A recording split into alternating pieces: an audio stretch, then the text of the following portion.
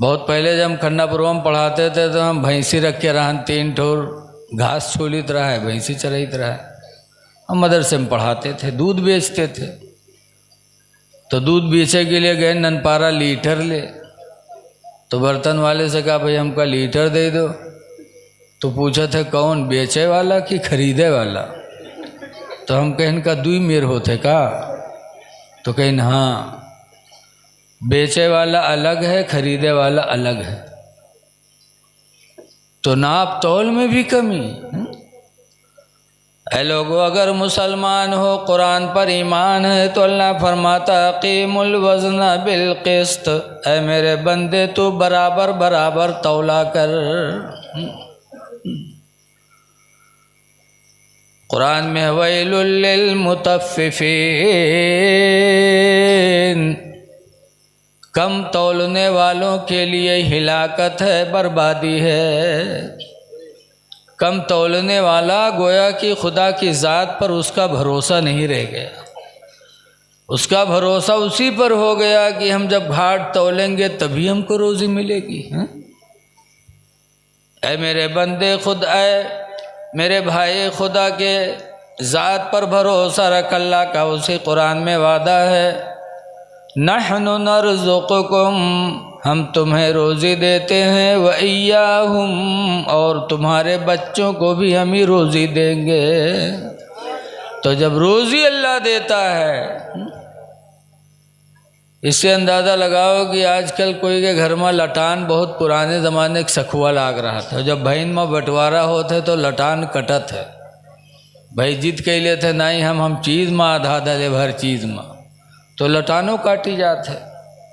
तो हमने अपने आँखों से देखा कि एक ज़माने की लटान 100 साल की, और जब उसको चीरा गया तो उसके अंदर जगह निकली जिसमें कीड़े बैठे हुए। देखा होगा आपने। उनको रोज़ी किसने दिया उसके अंदर? अल्लाह देता है। इसलिए घाट न तोलो। बहरहाल क़यामत के दिन अल्लाह ताला तराजू कायम करेगा, सूरह रहमान में है। तो 400 साल जिसने इबादत की होगी, उसकी 400 साल इबादत को एक पलरे में रखेगा। अब आप सोचिए कि नमाज रोज़ा कैसे तौले जी, लेकिन लिखा है कि ये नमाज, रोज़ा, अच्छी बोली, इन सारी चीज़ों को अल्लाह ताला क़यामत के दिन जिस्म अता करेगा। ये सब जिस्मानी हो जाएंगे, देखने में आएंगे। इनको एक पलरे में रखेगा और एक पलरे में उसकी एक आँख अल्लाह ताला निकाल के रखेगा। और जब तौला जाएगा तो आँख का पलरा हल्का पड़ जाएगा। 400 साल इबादत का पलरा हल्का पड़ जाएगा और आँख वाला पलरा भारी पड़ जाएगा। तब अल्लाह फरमाएगा, मेरे बंदे, तूने मेरी एक आँख का भी हक अदा नहीं किया। तुझको तो मैंने 2 आँख दी थी, तुझको मैंने 2 कान दिए थे, 2 पैर दिए थे, 2 हाथ दिए थे, औलाद दी थी, बीवी दी थी, भाई दिए थे, मकान दिया था, दौलत दिया था, सब कुछ दिया था। लेकिन मेरी एक नेमत का बदला तेरी 400 साल इबादत न हो पाई। लिहाजा मेरा फैसला है, तेरा ठिकाना जहन्नम है। जब फरिश्ते उस 400 साल इबादत करने वाले को जहन्नम में लेके चलेंगे, तो वो मुड़ मुड़ के कह गए, परवरदिगार, अपने फजल से, अपने रहमो करम से मुझे अपनी जन्नत दे दे। मेरी इबादतें इस लायक नहीं है कि जन्नत मिले। अल्लाह, तेरा करम हो जाए, अपनी करम से मुझे जन्नत दे दे। तब अल्लाह को रहम आएगा, फरमाएगा, मेरे बंदे को जन्नत में दाखिल फरमाओ। तो ये लोगों, अल्लाह कहता है बार बार इसीलिए, फ़बिअय्यि आलाइ रब्बिकुमा तुकज़्ज़िबान, ऐ मेरे बंदे, तू किन किन नेमतों को जुटलाएगा। इसलिए जितना भी हो सके खुदा का हम शुक्र अदा करें, कम ही है। लेकिन आज अफसोस है कि आज हम शुक्र क्या करते हैं, रातों दिन शुक्र अदा करने के बजाय हम उसकी नाफरमानी करते जाते हैं। आज कोई बुराई ऐसी नहीं जो हम मुसलमानों में पैदा न हो चुकी हो। हमको तो चाहिए था कि नेकी करते, लेकिन नेकी के बजाय बदी करते जा रहे हैं। आज हम में तो एक दूसरी की माँ बहन बेटियों पर गलत निगाहें डालना हमारी फितरत में दाखिल हो गया। आज दूसरों के घरों में बैठते हैं लोग, हुक्म है कि बिला ज़रूरत किसी के घर न जाया करो।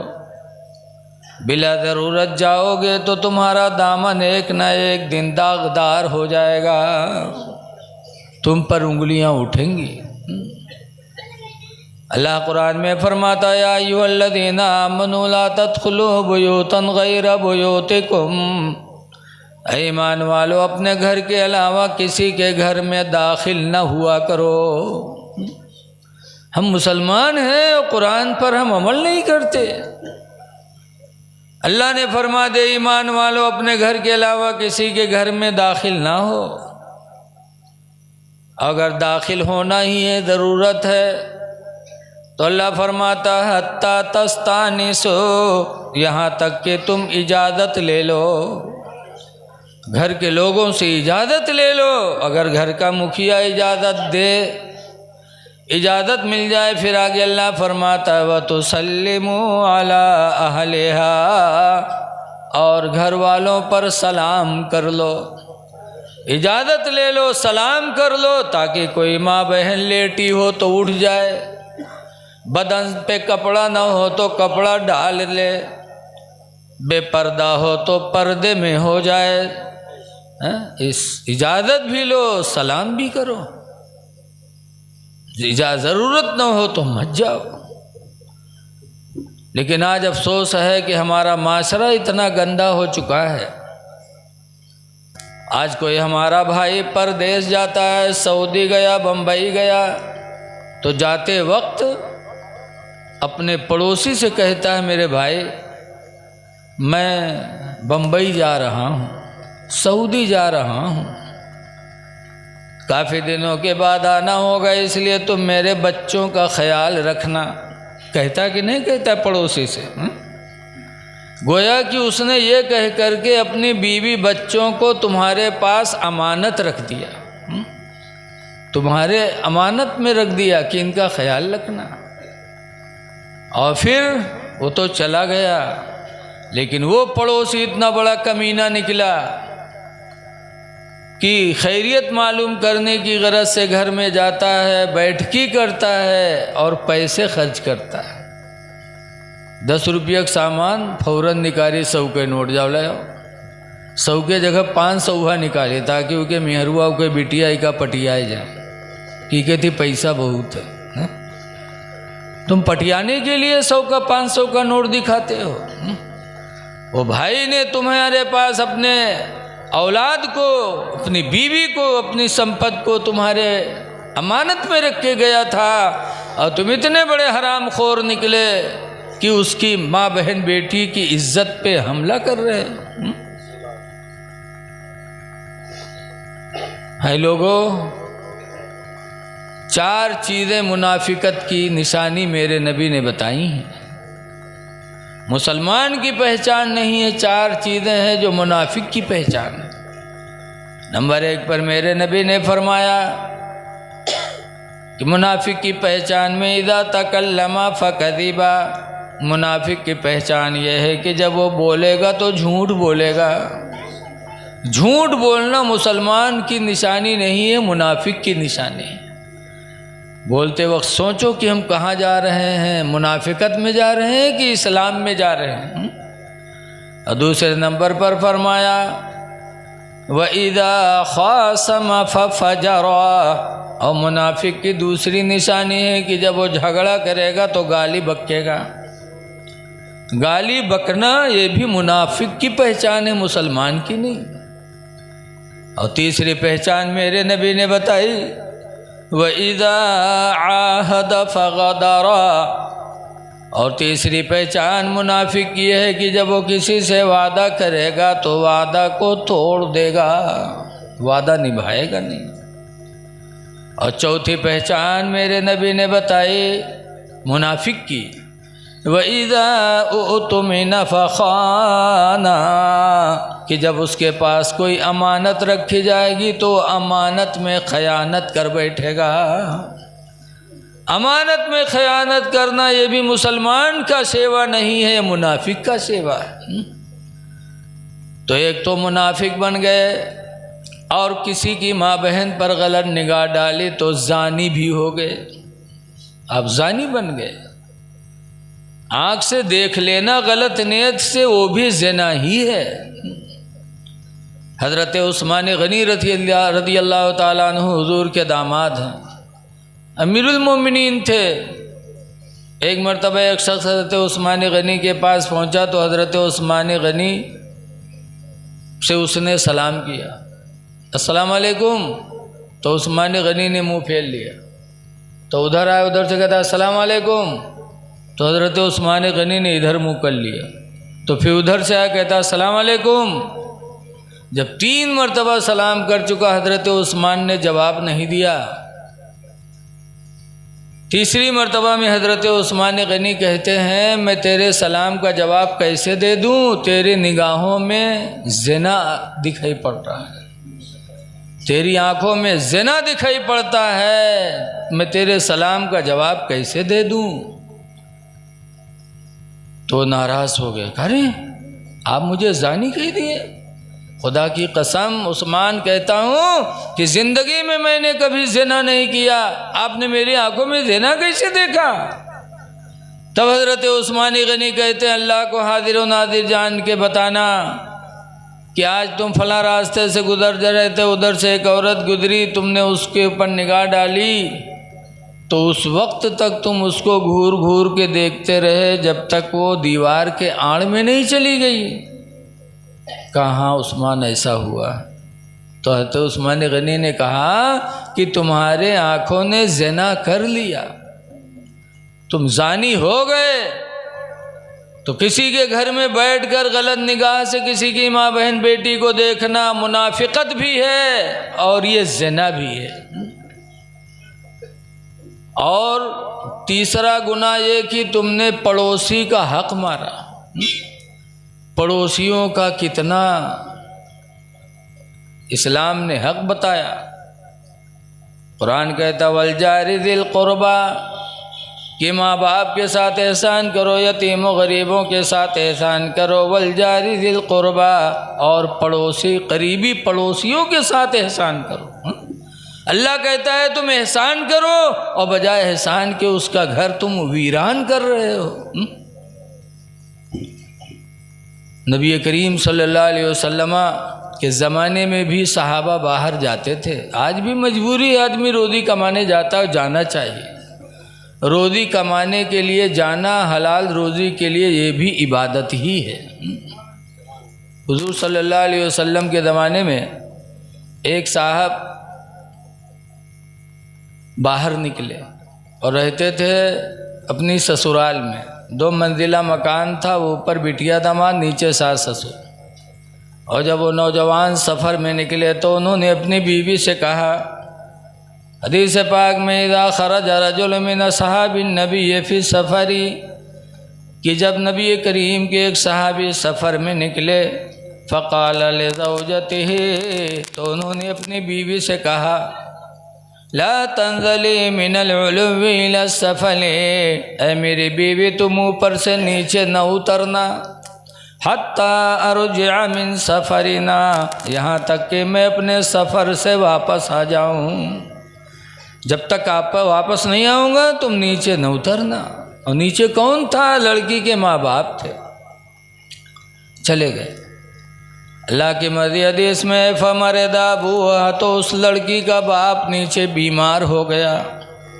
जब बीमार हुआ, खबर गई तो लड़की सोच में पड़ गई कि मेरे शौहर मना करके गए थे कि नीचे न जाना, और मेरे अब्बा की तबीयत ख़राब है, मैं कैसे करूं। हदीस में है फ़ारसलत इमरातन इला रसूलिल्लाह, तो उसने एक औरत को हुजूर की बारगाह में भेजा कि जाके हुजूर से मसला पूछो, मैं नीचे उतरूं कि न उतरूं, मेरे बाप की तबीयत ख़राब है। फ़क़ाल रसूलुल्लाह ला हत्ता ततिअल ज़ौजके, तो नबी ने उससे फरमाया कि उससे कह दो कि वो अपने शौहर की इताअत करे, नीचे न उतरे। शौहर की फर्मा बरदारी करे, नीचे उतरे ना, नहीं उतरी। अल्लाह की मर्ज़ी। फस्तद्दा मर्ज़ो अबीहा, कुछ दिनों के बाद उसके बाप की बीमारी और बढ़ गई। फसुम्मा अरसलत इमरातन इला रसूलिल्लाह, तो उसने फिर एक औरत को हुजूर के पास भेजा कि जाके पूछो कि बाप की बीमारी बहुत अहम है, क्या मैं नीचे उतर सकती हूँ? फ़क़ाल रसूलुल्लाह ला, कि तू अपने शौहर की फर्मा बरदारी करे, नहीं उतरी। हदीस में हत्ता माता अबूहा, यहाँ तक कि कुछ दिनों के बाद उसके बाप का इंतकाल हो गया। वो लड़की ऊपर है।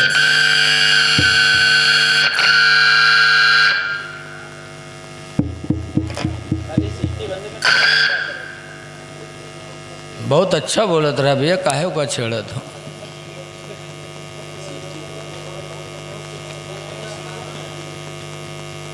यहाँ तक कि उसके बाप का इंतकाल हो गया।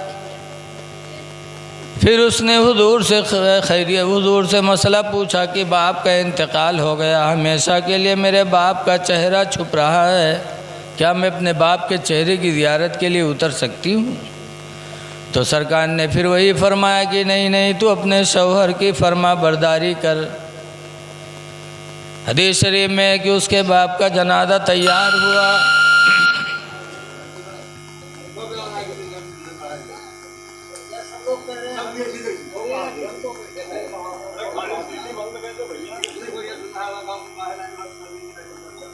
अरे ठीक है, गुस्सा गर्मी न करिए, मशीन है बेचारा, सही ही कर रहा है। चलो बेटा, बहुत बढ़िया तुम्हारा बाजा बोल रहा है, वैसे रहने दो, बहुत अच्छा माइक है। मैं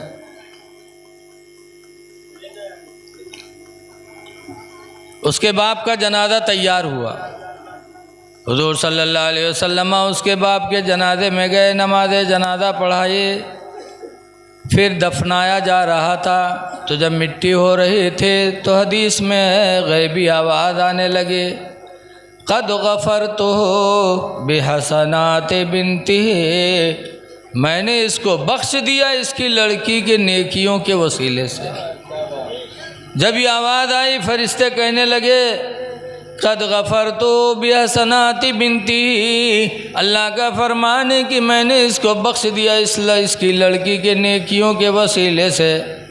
तो हुजूर मुस्कुरा के बोलते हैं कि कितना खुश नसीब इंसान आज दुनिया से जा रहा है कि बख्शा जा रहा है तो अपनी बीवी, अपनी बख्शा जा रहा है तो अपनी लड़की के नेकियों के तुफ़ैल, अपने अमाल के बदौलत नहीं, अपनी लड़की के अमाल के बदौलत आज का ये नौजवान बख्शा जा रहा है।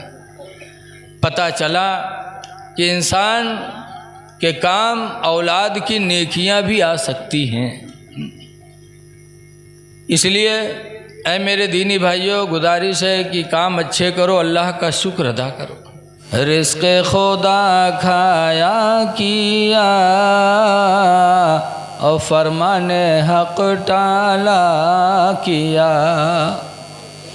रिज़्क़ खुदा खाया किया और फरमाने हक़ टाला किया,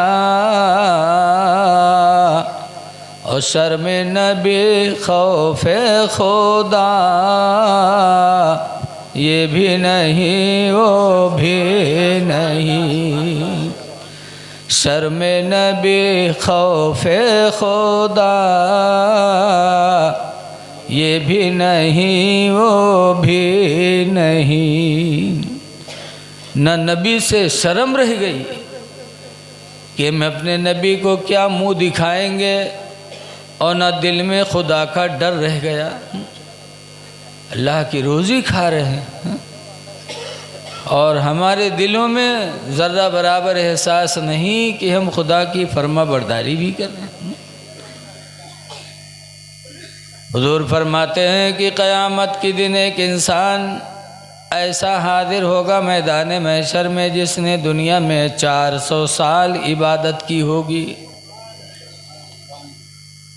जब उसका हिसाब होगा तो कहेगा अल्लाह मैंने 400 साल इबादत की है, मेरा हक़ है कि तू मुझे जन्नत में पहुंचा। तो अल्लाह फरमाएगा अच्छा ठीक है, 400 साल इबादत तुम्हारी एक पलरे में हम रखेंगे और हमने बहुत सी नेमतें तुमको दी हैं, उन नेमतों में से एक नेमत आँख एक पलरे में रखेंगे। क़यामत के दिन तराजू कायम होगा। उसी सूरह रहमान में अल्लाह फरमाता नज़उल मवाज़ीनल क़िस्त, हम क़यामत के दिन इंसाफ का एक तराजू रखेंगे। कुरान शाहिद है, इस पर ईमान लाना भी ज़रूरी है। अल्लाह को अक़ीमुल वज़न, अब इसीलिए अल्लाह ताला ने फरमाया अक़ीमुल वज़न बिल क़िस्त, बराबर बराबर तौलो। ये बाज़ार के जगह के लिए हम सोचा ये हुक्म बता दी। अक़ीमुल वज़न बिल क़िस्त, अल्लाह फरमाता है बराबर बराबर तौलो, सीधा तर्जुआ रखो, लप झप वाला न रखो। बहुत से फल बेचे वाले, कारोबार करे वाले उठाई हैं और लप से इसे करी हो ले, अगर सीधा पकड़े रहें तो घाट बाढ़ तो पता ही चली। बराबर बराबर तौलो, बराबर बराबर नापो।